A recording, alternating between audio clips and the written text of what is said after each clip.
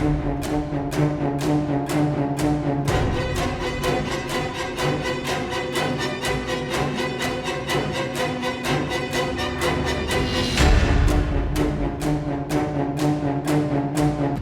சங்கிலி விபத்துக்களுக்கு முகவரியாய் மாறிப்போன தர்மபுரி தொப்பூர் கணவாய் இரட்டைப்பாலம் இறக்கத்தில் புதன்கிழமை தறிகட்டு ஓடிய லாரியால் நிகழ்ந்த கோர விபத்து காட்சிகள்தான் இவை.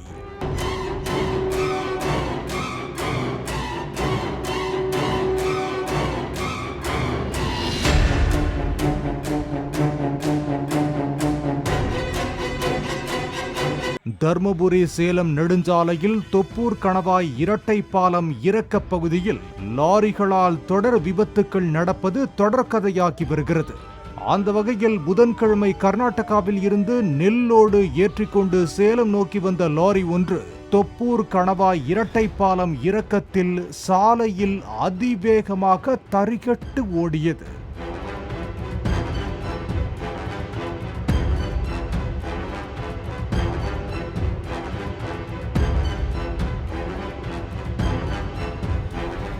இதனை கண்டு கார் ஓட்டுநர் விலகிச் செல்ல முயல அதற்குள் அந்த லாரி முன்னால் சென்ற ஈச்சர் லாரியையும் இரு கார்களையும் இடித்து தள்ள அந்த வாகனங்கள் சரக்கு மூட்டைகள் ஏற்றிச் சென்ற மற்றொரு லாரியை இடித்து தள்ளியது.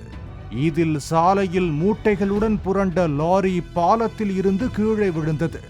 அதனுடன் கார் ஒன்றும் கீழே விழுந்து முற்றிலும் நசுங்கியது.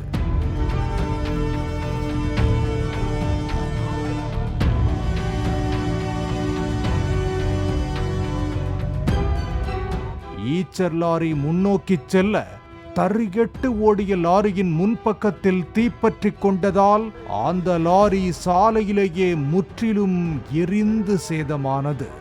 இதனால் அந்த சாலையில் 2 மணி நேரத்துக்கும் மேலாக கடும் போக்குவரத்து பாதிப்பு ஏற்பட்டது.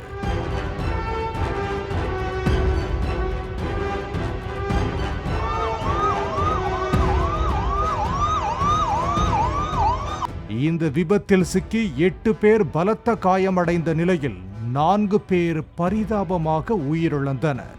தகவல் அறிந்து விரைந்து வந்த போலீசார் மற்றும் தீயணைப்பு துறையினர் மீட்பு பணியில் ஈடுபட்டு காயமடைந்தவர்களை காப்பாற்றி ஆம்புலன்ஸ் மூலம் மருத்துவமனைக்கு அனுப்பி வைத்தனர்.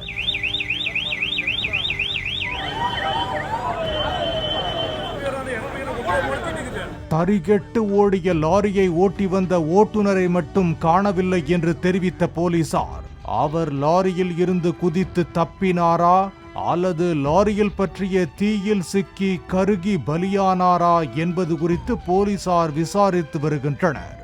லாரியின் முன்பக்கத்தில் எளிதில் தீப்பற்றும் பொருள் ஏதாவது வைத்திருந்ததால் லாரி தீப்பற்றி எரிந்ததாகவும் 3 பேரின் உடல் கருகிய நிலையில் மீட்கப்பட்டதாகவும் தீயணைப்புத் துறையினர் தெரிவித்தனர்.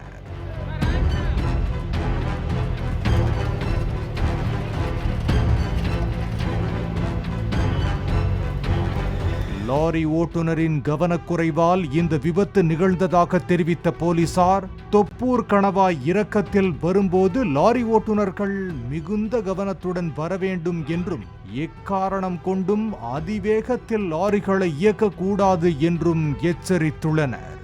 இந்த விபத்து நடந்த சில மணி நேரங்களில் அதே சாலையில் தீவட்டிப்பட்டி காவல் எல்கைக்கு உட்பட்ட பகுதியில் ஆம்புலன்ஸ், சரக்கு வாகனம், கார் மற்றும் லாரி உள்ளிட்ட வாகனங்கள் அடுத்தடுத்து மோதின.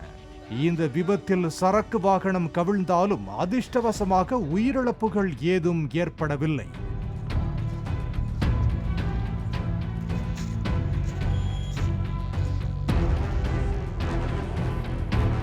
இந்த பகுதியில் நிகழும் தொடர் சாலை விபத்துக்களை தடுக்க தேவையான முன்னெச்சரிக்கை நடவடிக்கை மேற்கொள்ள வேண்டும் என்பதே அனைவரின் எதிர்பார்ப்பு.